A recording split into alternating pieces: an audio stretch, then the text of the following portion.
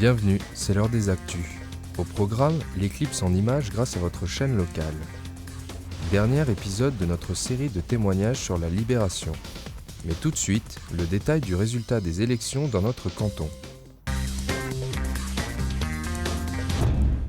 Dimanche dernier, les élections ont réservé leur lot de surprises, en premier lieu avec l'abstention qui recule, presque la moitié des électeurs ont voté, 49,91%.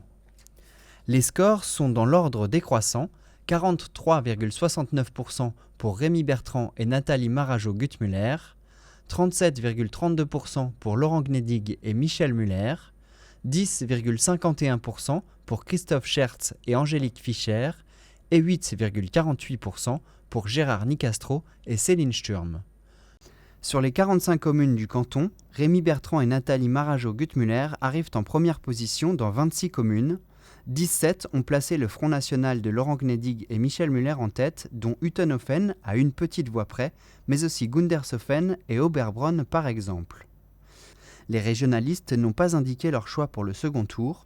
Les candidats du Parti socialiste ont, eux, fait appel à voter pour le Parti républicain de Rémi Bertrand et Nathalie Marajo-Guttmuller. Rendez-vous dimanche 29 mars pour le dénouement. Les éclipses solaires sont des événements spectaculaires à observer. Toutefois, il faut prendre beaucoup de précautions. Il existe différentes manières de l'observer. La manière la plus simple est de se munir de lunettes éclipse composées de filtres en polymère noir et comportant obligatoirement la norme CE.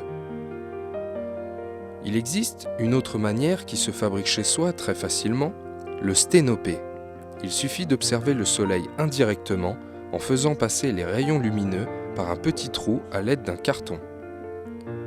Ces éclipses ont également un impact au niveau du réseau électrique européen. Pour cela, le RTE, Réseau de transport électrique, et ses homologues ont au préalable mené une série de simulations numériques. Nous avons mené notre propre enquête à ce sujet. En effet, la régie dispose de panneaux photovoltaïques. Durant cette éclipse, on distingue un pic à la baisse lors de celle-ci.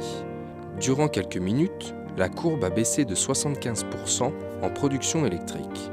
Rendez-vous en septembre 2081 pour la prochaine éclipse solaire totale.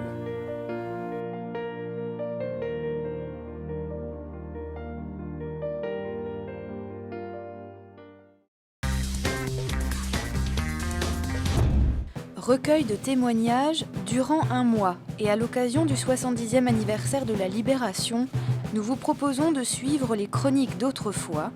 Louise, Elfie et Georges de Névillers nous racontent l'évacuation du village, l'arrivée des Américains et enfin la Libération. Dernier témoignage cette semaine autour de la Libération et de la rencontre avec les Américains.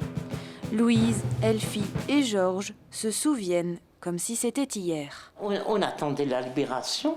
À l'époque, il n'y avait que les caves voûtées qui étaient, disons, un peu résistantes. Et il y avait un homme qui, lui, sortait de temps en temps pour voir ce qui se passait. Mais nous, écoutez, on était restés dans cette cave. Les Américains, ils étaient... Ils sentaient comment on les recevait. Je me souviens de certaines choses. Oui. Moi, c'est le fromage qui m'a marqué. Ils sont repartis après, oui, en mois de janvier. Ils sont repartis pour revenir seulement au mois de mars. Le libérateur se rapprochait de Névillers sans que nous ayons pu vraiment nous en rendre compte. Notre père, Georges Fasgrave, portait le même nom que moi, et moi, comme le grand-père, etc. Devant se rendre aux toilettes, il aperçut un soldat. Il pensait avoir affaire à un Allemand. Nicht schießen, ne pas tirer, ne tirez pas. Notre père, ayant des doutes sur l'origine du soldat, était resté au WC et essaya de l'observer.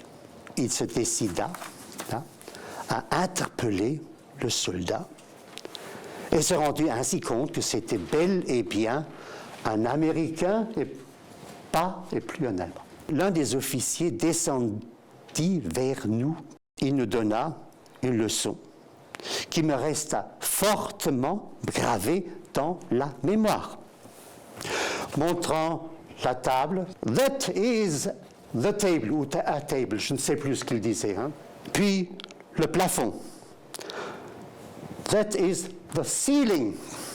Le plafond en haut. Le sol, that is the floor. Et ainsi de suite, au moins une douzaine de mots. J'étais ravi de cette leçon. À tel point que lors de mon entrée en 6e au lycée de Haguenau, j'ai choisi l'anglais comme première langue étrangère et non pas l'allemand, que je savais déjà un petit peu. Mais c'est ça qui m'intéressait et qui m'avait impressionné. Avant de partir, il a donné son adresse à ma grand-mère. D'après ma mère, il nous a demandé de lui donner ses nouvelles aux États-Unis. Et plus tard, ma grand-mère et ma mère ont écrit et la réponse est revenue, disparue. Et c'est toujours pour les femmes de ma famille, on a perdu quelqu'un avec cet Américain et where are you, sir?